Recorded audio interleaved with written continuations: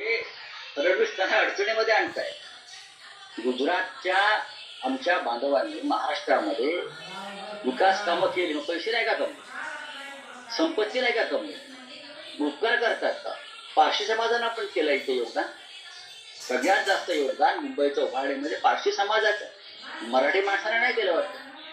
तुम्ही असं बोलून मराठी माणसाचा अपमान करताय मिस्टर शिंदे.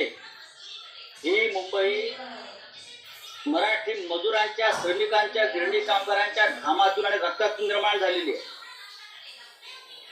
या शेठजींच्या पैशातून नाही निर्माण झाली. एकनाथ शिंदेने सगळ्यात आधी माफी मागायला पाहिजे आणि एकनाथ शिंदेची तरफदारी केल्याबद्दल आणि महाराष्ट्राचा अपमान केल्याबद्दल फडणवीस यांनी सुद्धा माफी मागायला पाहिजे.